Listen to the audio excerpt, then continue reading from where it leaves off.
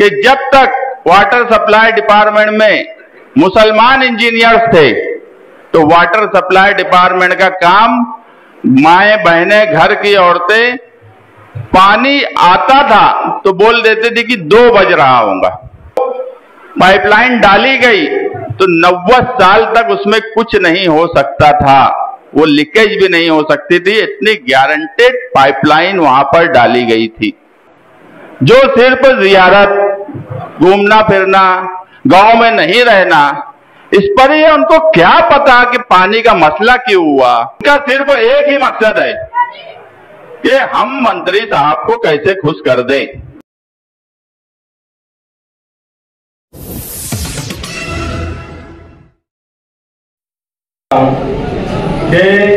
ये पहली मीटिंग है और खचाखच भरा हुआ है। समाजवादी पार्टी आने वाले इलेक्शन में किन मुद्दों पर इलेक्शन लड़ेंगी, ये बात अहम है, क्योंकि तकरीबन 4 साल से प्रशासक राज है, कारपोरेशन पे अधिकारियों का राज है। और मैं तो ऐसा मानता हूं कि कारपोरेशन पे अवामी बॉडी होने के बावजूद भी निहाल साहब के वक्त के बाद कारपोरेशन पर मेयर तो जरूर बैठे दूसरी पार्टियों के, मगर इक्तदार और ताबा अधिकारियों का रहा। वाहिद निहाल साहब थे जो कहते थे कि कमिश्नर आवाम का नौकर है। इसका मतलब यह है कि अगर कमिश्नर आवाम का नौकर है तो इंजीनियर से लेके सारा डिपार्टमेंट आवाम की कही हुई बात, आवाम की चाहत को सामने रखकर काम करे।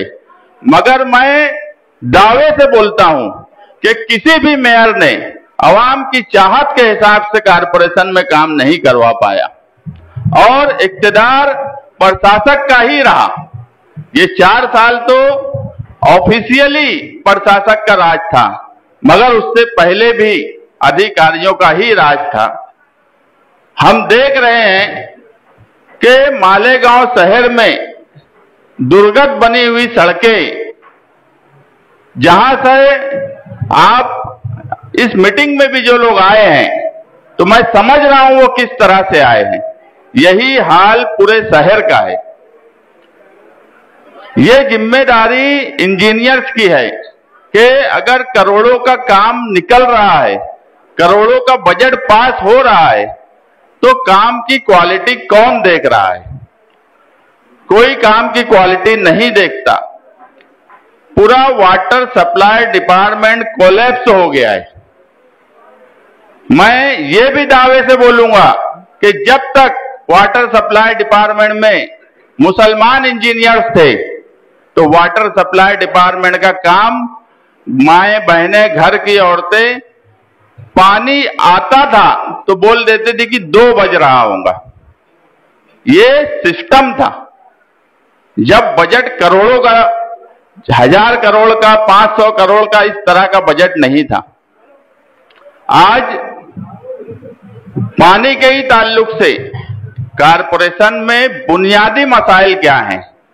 आप देखेंगे पानी का सबसे बड़ा मसला आज मालेगांव शहर में है। बरसात ऐसी हुई कि नदी नाले बह रहे हैं मगर घरों में पानी नहीं आ रहा है। इसका जिम्मेदार कौन है? एक इंजीनियर, सिटी इंजीनियर 17 सालों से चेयर पर बैठा है। कोई सिस्टम काम करने का नहीं, कोई प्लानिंग काम करने की नहीं। अगर आगरा रोड की 1200 mm की मेन पाइपलाइन 8 दिन पहले फूट गई तो क्या वजह होंगी उसके फूटने की? जब वो पाइपलाइन डाली गई तो 90 साल तक उसमें कुछ नहीं हो सकता था, वो लीकेज भी नहीं हो सकती थी, इतनी गारंटेड पाइपलाइन वहां पर डाली गई थी। उसके बाजू से जो अभी पाइपलाइन फूटी हुई है 1000 mm की, तो ये फूटी क्यों है? पूरा वाटर सप्लाई सिस्टम आज हाथ पर हाथ धरे बैठा है। जब कंक्रीट रोड बनाई जा रही थी उस वक्त वहां पर एयर वॉल डालना जरूरी था। 500 मीटर पर एयर वॉल डालना जरूरी था। ये उसके यानी कॉन्ट्रैक्ट में था। अब अगर कोई चीज कॉन्ट्रैक्ट में है तो ये जिम्मेदारी किसकी है? ये जिम्मेदारी है कारपोरेशन में जो हजारों रुपया महीना, तकरीबन लाख रुपये के ऊपर जो पगार ले रहे हैं, उनकी जिम्मेदारी थी। अभी पाइपलाइन फूटने की अहम वजह जो है, एयर, जमीन के अंदर की एयर पास नहीं हो पा रही है। और एयर ऐसी चीज है कि अगर वो पास नहीं होंगी तो उसको जहां जगह मिलेंगी वहां डैमेज कर देंगी। एक भी एयर वॉल नहीं लगाया गया, जिसकी वजह से एयर पास नहीं होती और पाइपलाइन फूटती है। पाइपलाइन 4 कोडिंग में है। सीमेंट है ऊपर, उसके बाद गज है, उसके बाद फिर एक सीमेंट की कंक्रीट है गज के बाद, उसके बाद लोखंडी पाइपलाइन है। इतनी मजबूत पाइपलाइन, अगर जब काम हो रहा था उस वक्त सिटी इंजीनियर्स और जो अधिकारी थे उनका काम था कि जो टेक्निकल बातें हैं उस तरह से काम किया जाए। हमारे लिए सबसे बड़ा मसला ये है कि इस शहर में बातें तो होती है हजारों करोड़ की, हर वक्त यूट्यूब और अखबारात में आता है कि इतने करोड़ का बजट पास हो गया, उतने करोड़ का बजट पास हो गया, अंडरग्राउंड गटर का बजट पास हो गया, मगर उसकी सही तरीके से तामीर ये होती ही नहीं। वो अंडरग्राउंड 540 करोड़ का हो या दूसरे करोड़ों के कामकाज हो, लीडरान का हाल ऐसा है कि मैं अधिकारियों की बात इसलिए बोल रहा हूं कि लीडरों को तो ये भी नहीं समझता कि वाटर सप्लाई में किस तरीके से काम किया जाता है। अगर पानी सही नहीं आ रहा है तो वो सिस्टम किस तरीके से बैठाया जाए। तो लीडरों के बारे में आज बोलने का कोई मतलब नहीं है। बदलाव इस कारपोरेशन के इलेक्शन में कारपोरेशन में बैठे हुए अधिकारियों का होना चाहिए।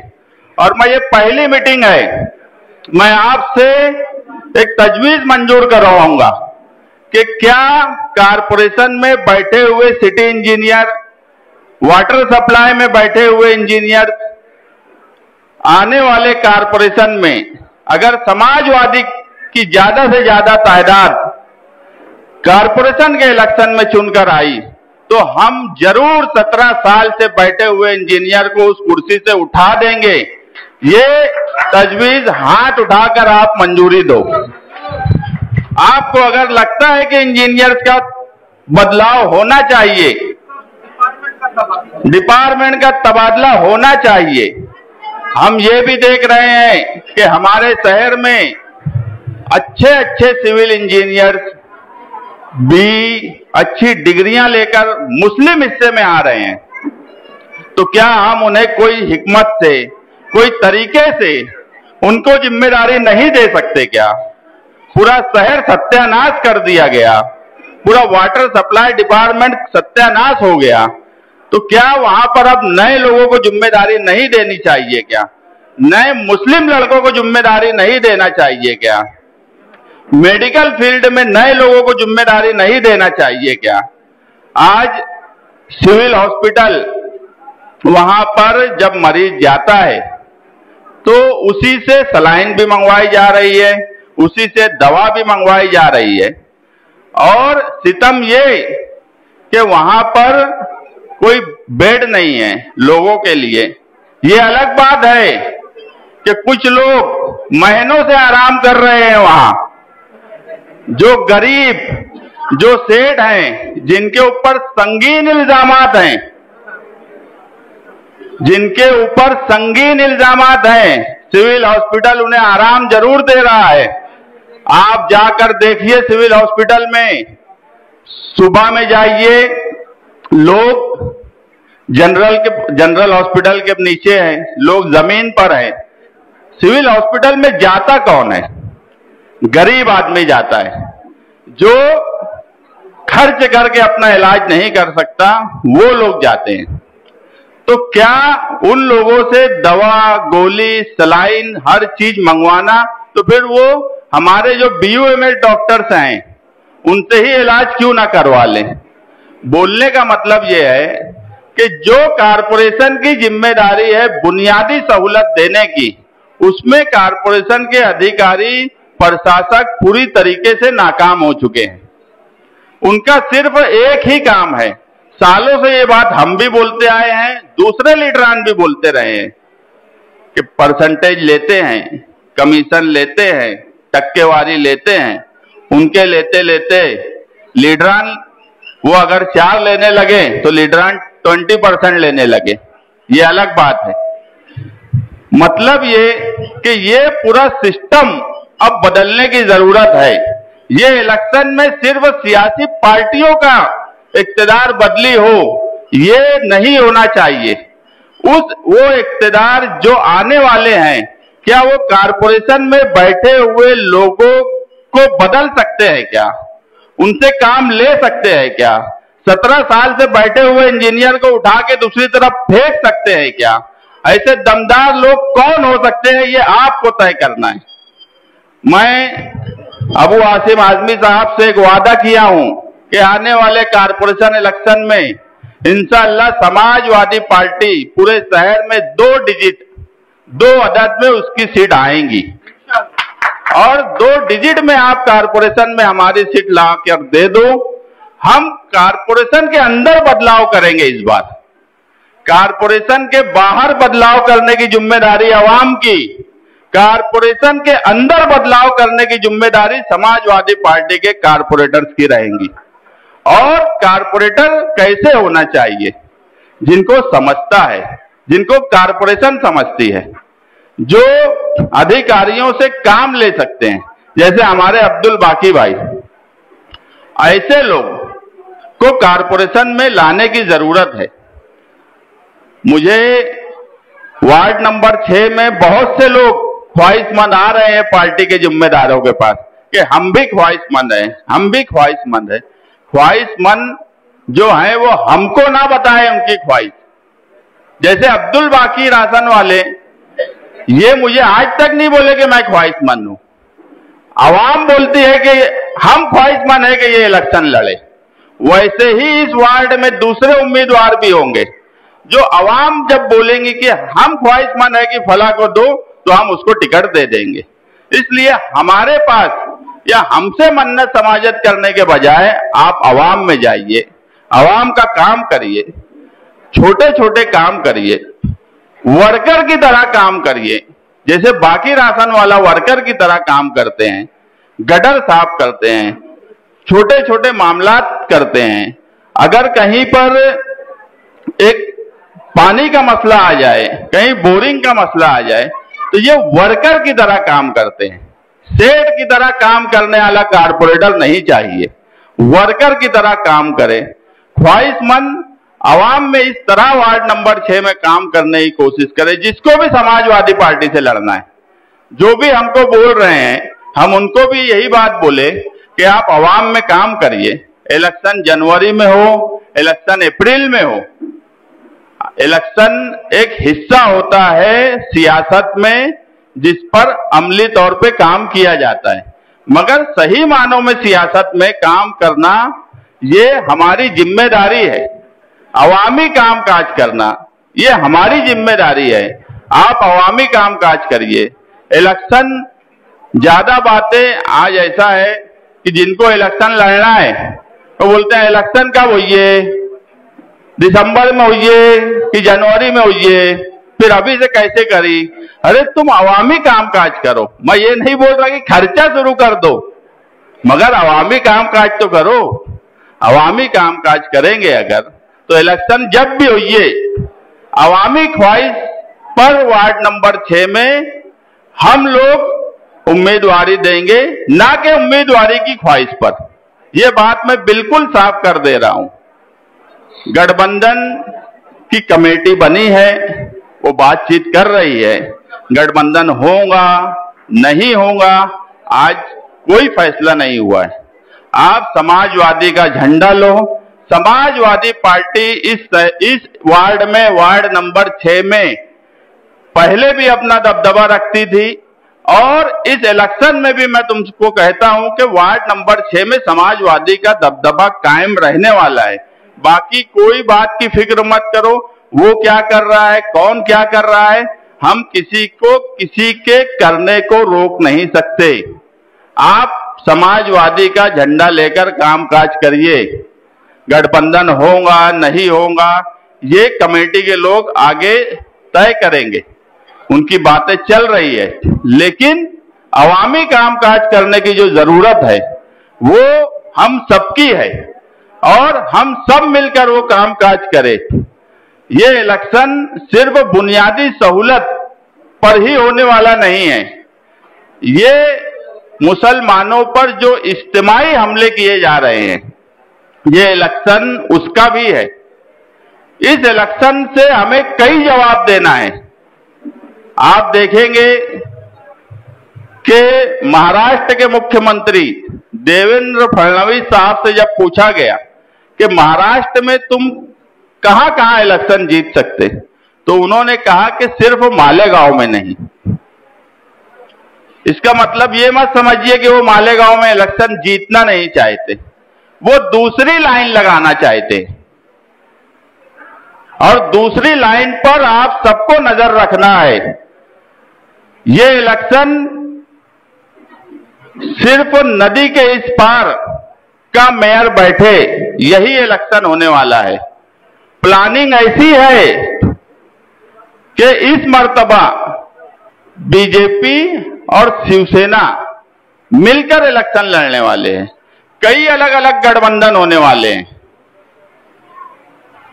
बीजेपी और शिवसेना हमेशा अलग अलग इलेक्शन लड़ी है नदी के उस पार, मगर इस बार सुनने में आ रहा है कि मिलकर लड़ेंगी और सीट ऐसी लाएंगी कि उनको इधर से कुछ लोग जो गठबंधन के नाम से उनके साथ तो नहीं होंगे मगर उनके ही लिए इस हिस्से में इलेक्शन लड़ेंगे। तो उस पर भी नजर रखना है कि कौन सा गठबंधन 45 सीट ला सकता है और कौन सा गठबंधन उस हिस्से के 20-22 सीट का मोहताज है।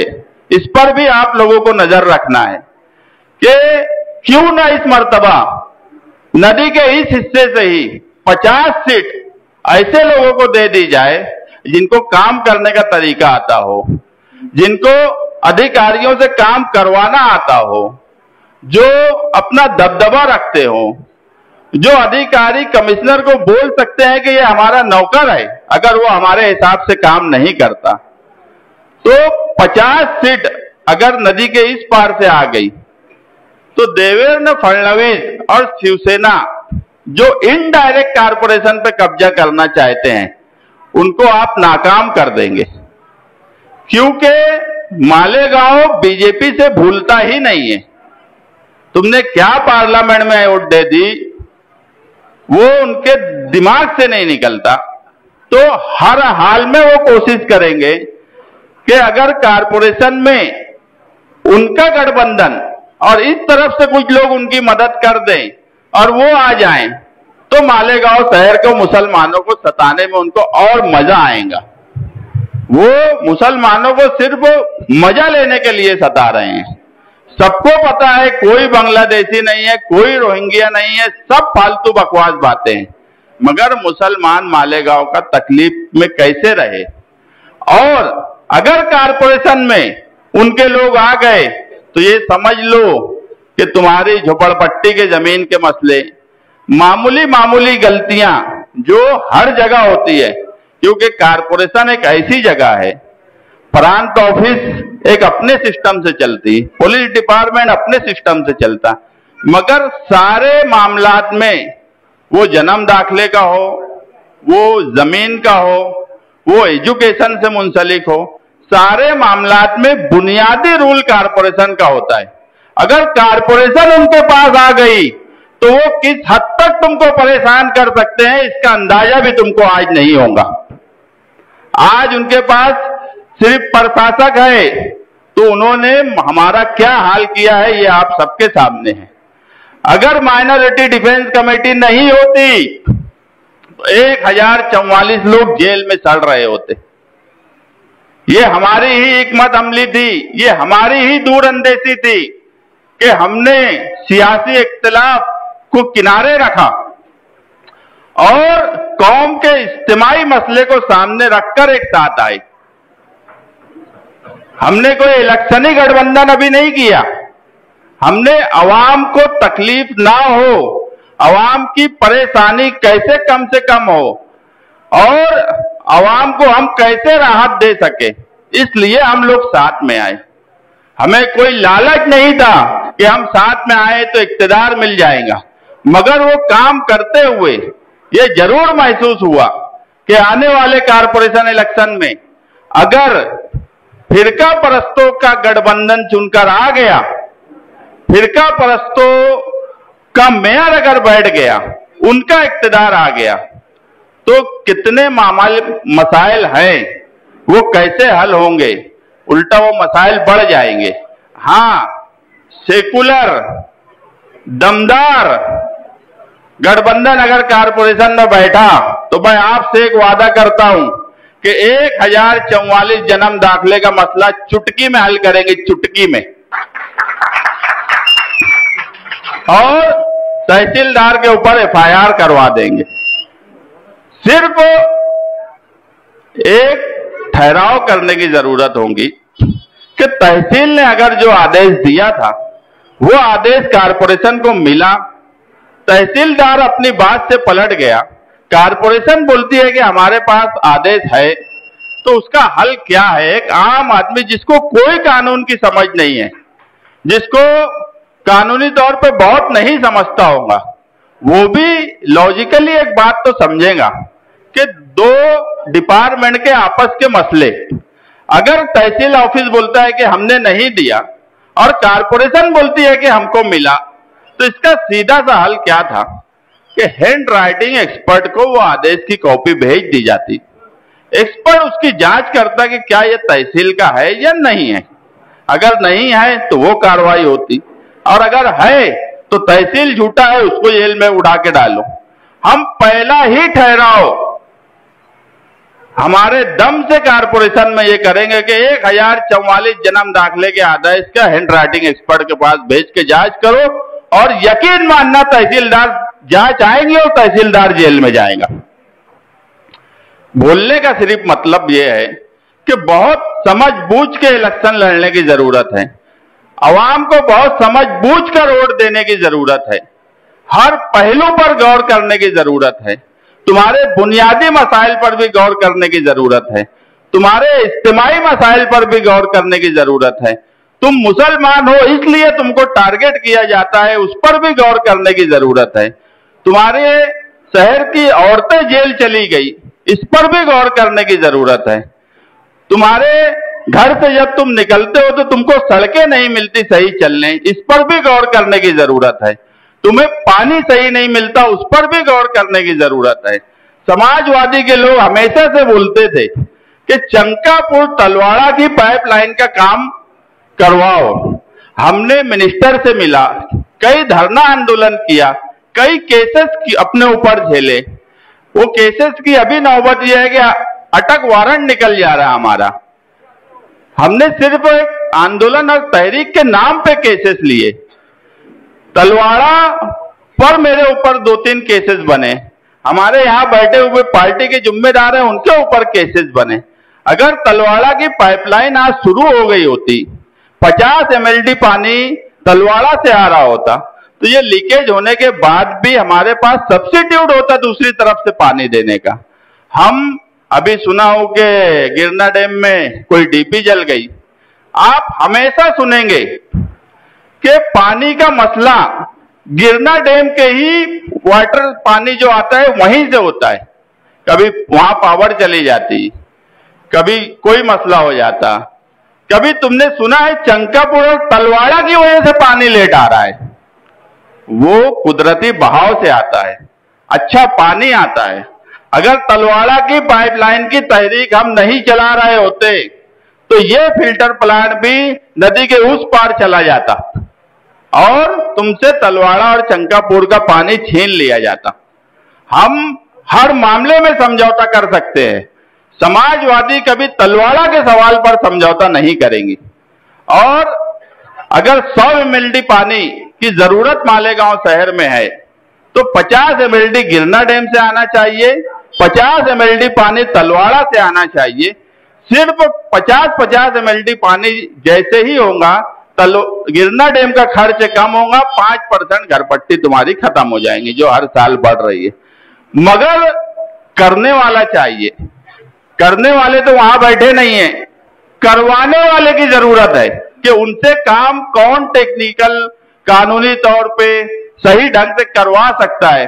अगर उसको इतनी समझ पहले से होगी कि क्या मसला है तो अधिकारी से काम करेगा। जो सिर्फ जियारत, घूमना फिरना, गांव में नहीं रहना, इस पर ये उनको क्या पता कि पानी का मसला क्यों हुआ, अगर पाइपलाइन फटी तो क्यों फटी। उनको तो ये भी नहीं मालूम होगा कि वो पाइपलाइन कितने mm की है, ये भी नहीं मालूम होगा। वो क्या काम कर सकते हैं क्या? उनका सिर्फ एक ही मकसद है कि हम मंत्री साहब को कैसे खुश कर दें। और मैं जो बार बार बोल रहा हूं कि ये इलेक्शन अलग अलग गठबंधन का इलेक्शन होगा और आप लोग समाजवादी पार्टी को 2 डिजिट में इस शहर से सीट दिलवा कर दें, हम वहां पर काम करेंगे। वार्ड नंबर 6 से हमारी 2017 में भी शुरुआत हुई थी और इस इलेक्शन में भी हमको सबसे ज्यादा सीट वार्ड नंबर 6 से समाजवादी के सिंबल पे इंशाअल्लाह मिलेंगी। ये मैं आपसे चाहता हूं कि आप ये वादा हमसे करें। आप इक्तिदार बदलिए, हम कारपोरेशन के अंदर बैठे हुए लोगों को बदली करेंगे। यही इस इलेक्शन का इशू है और इसी पर इलेक्शन होना चाहिए। बाकी बहुत सी बात आएंगी कि ये वैसा, ये रोना धोना, उनके रोने धोने से अगर वो एक बार रोते हैं तो आप 5 साल रोते हो, वो 5 मिनट रोते, 10 मिनट रोते, मगर आप 5 साल रोते हो। आपके घर की माए बहनें रोती है नल के वक्त में, वो आंसू देखो। ढोंगी बाबा के आंसू पे मत जाओ। 10-5 मिनट रोना, मैं आधा घंटा रो सकता।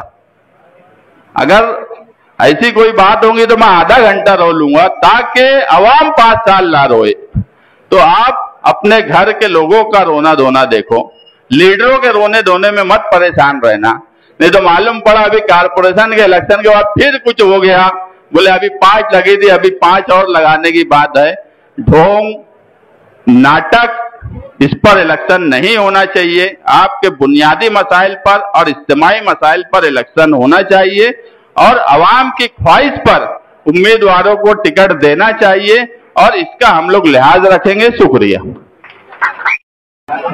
वार्ड नंबर 6 के जिम्मेदारान और आप तमाम साथियों, मुझसे पहले मुस्तकीम ने इतनी सारी बातें बोल दी कि मैं सोच रही थी अब मैं क्या बोलूं, लेकिन इस वार्ड से मेरा रिश्ता है। इस वार्ड में पहली बार मैंने अपनी जिंदगी का पहला इलेक्शन इस इलाके से लड़ा और मुझे कामयाबी मिली। जरूर इस इलाके के लोगों को साथी निहाल अहमद साहब से मोहब्बत थी, उसी का नतीजा था कि आपने जो वार्ड हमारे फेवर में नहीं रहता था, उस वार्ड के लोगों ने मुझको पहली बार चुनकर दिया। यहाँ इलेक्शन के अय्याम शुरू हो रहे हैं, तमाम लोग इलेक्शन में लगे हुए हैं, लेकिन ये वक्त सिर्फ उम्मीदवार चुनना ये जरूरी नहीं है, अच्छा उम्मीदवार चुनना, वो उम्मीदवार जो शहर में आज आप देखेंगे कि एक सड़क से हम जब गुजरते हैं तो घरों से ज्यादा, बस्तियों की तादाद से ज्यादा सड़क में गड्ढे होते और इतनी मुश्किल से कि सवारी वालों को तो जाने दो, पैदल वालों का भी चलना मुश्किल। पानी के लिए मुसलसल औरतें परेशान, हर 10-15 मिनट पे औरतों का फोन आता है, पूछते हैं आज नल कब आएगा। मुसलसल जैसे जैसे तरक्की होती है ना तो सहूलत बढ़ती है, लेकिन आप देखेंगे कि मालेगांव शहर में तकलीफ बढ़ रही है। चाहे वो पानी की तकलीफ हो, चाहे वो पावर की तकलीफ हो, चाहे वो सड़क की तकलीफ हो, मुसलसल मालेगांव शहर जो है वो तकलीफ में है। जैसा मुस्तकीम ने बताया कि ये इलेक्शन सिर्फ हमारी बुनियादी सहूलतों के आराम के लिए होने वाला इलेक्शन नहीं, बल्कि फिरका परस्तों की बहुत बड़ी चाल जो एक नजर लगा के मालेगांव पर बैठा है पार्लियामेंट के इलेक्शन के बाद से कि किसी तरह से भी ये मुस्लिम अक्सरियत वाला शहर, इसको हम इस तरह कर दे कि ये माजूल हो जाए, महरूम हो जाए। आज आप देखेंगे, चाहे वो हमारे यहाँ वोटर लिस्ट के बारे में हमको परेशान करते हैं, कहीं जन्म दाखिले के मामले में परेशान करते हैं, और मैं बार बार कहूंगी जो कच्ची बस्तियां मालेगांव शहर में है, जिस इलाके में आज हम खड़े हैं, चाहे वो सर्वे नंबर 42 हो, चाहे गणेश नगर हो, चाहे नंदन नगर हो, या सर्वे नंबर 57 का हिस्सा हो, ये सारी बस्तियों पर अगर फिरका परस्त राज करने आ गए तो लैंड जिहाद का मामला आएगा। देख लो उस बस्ती के मालिक कौन है, आबाद कौन है। इसलिए आपको ऐसी पार्टी का साथ देना है जो झोपड़पट्टियों को बसाने का और बचाने का काम करती।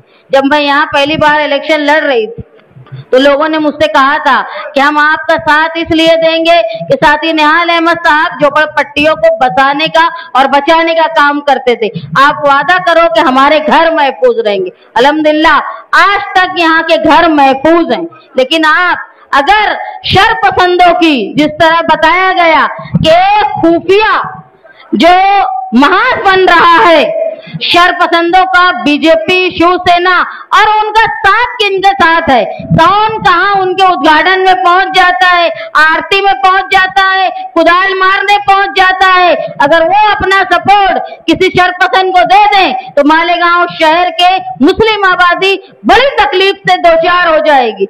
जरूरी है कि हमारी बुनियादी सहूलत जो कारपोरेशन में बैठे अफसरान हैं, उनको दुरुस्त काम करवाने वाले ऐसे खिदमतगार लोग जो कानून भी जानते हो, जो लड़ाई करना भी जानते हो, जो बात करना भी जानते हो, वो कागज चलाना भी जानते हो और वक्त पड़े तो हाथ चलाना भी जानते हो, ऐसे लोगों को साथ देकर, और अगर आप हमेशा से माजी से देखते आए, निहाली लोग कानून को किस तरह तोड़ना है, कानून के दायरे में रह के ये भी जानते। जो लोग तुम्हारे खिलाफ जहर उगलते थे, आज कुदरत उनको उनका अंजाम बता रही है। इसलिए जरूरी ये है कि ये इलेक्शन, आने वाले इलेक्शन में हमको इंतहाई जिम्मेदारी से अपनी वोट का हक अदा करना है। ये इलेक्शन जहां हमको हमारी बुनियादी सहूलत के साथ साथ हमारी बस्तियां बसाने और बचाने की कोशिश के लिए भी जरूरी है। अगर हम नादानी कर बैठेंगे, किसी मजहबी बातों के झांसे में आ जाएंगे जिस तरह हम माजी में आते हैं, तो हमारे घर महफूज नहीं रहेंगे। मैं देख रही हूँ यहाँ कुछ लोग ऐसे भी बैठे हैं जिनको नोटिस लगी थी, उनकी क्या हालत थी एसआईटी में जब नोटिस लगी थी, उनसे पूछो। मुसलसल हमारे ऊपर हमले हो रहे हैं। अगर कारपोरेशन में समाजवादी और सेकुलर पार्टी का राज नहीं रहा तो हम अपने घरों में महफूज नहीं रह पाएंगे। मैं इस इलाके के लोगों को जानती हूँ, मुसलसल मेरे पास ऑफिस पे आ रहे, 11वीं के एडमिशन के लिए लोग परेशान।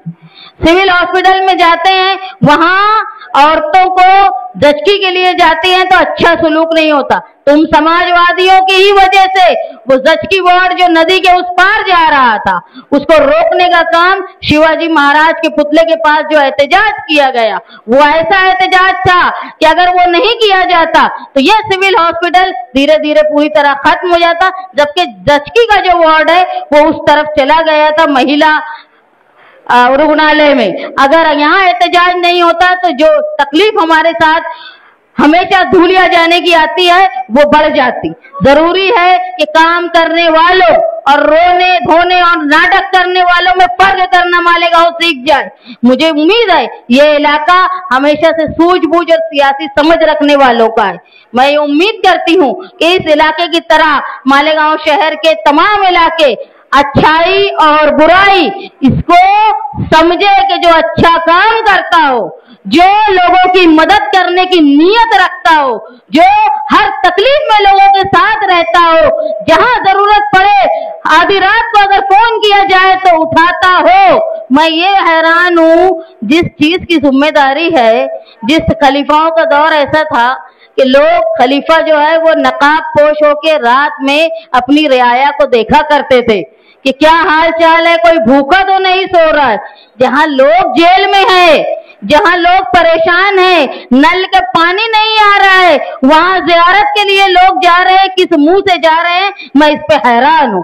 बराबर उसका अल्लाह ताला हिसाब करेगा कि अपने फराइज से भागकर अगर कोई इबादत की जाए तो उसकी क्या हैसियत रहती होगी। मैं आलिम तो नहीं हूं, लेकिन मुझे जितना समझता है मैं उतना बोल रही हूं। जरूरी है कि आने वाले इलेक्शन में सियासी बुनियाद पर काम करने वालों का आप लोग साथ दें, समाजवादी पार्टी का साथ दो। हम कारपोरेशन से किस तरह काम करवाना है, हम ऐसे उम्मीदवार आपसे लेकर जाएंगे आपकी ओर से जो बराबर काम करवाएंगे और मालेगांव शहर को जो बुनियादी सहूलत से महरूम है उसको हम दुरुस्त करने की कोशिश करेंगे। बाकी सारी बातें मुस्तकीम इतनी ज्यादा बोल चुके हैं कि मुझे जरूरत नहीं है। आपने मुझे बोलने का मौका दिया, मैं शुक्रगुजार हूँ।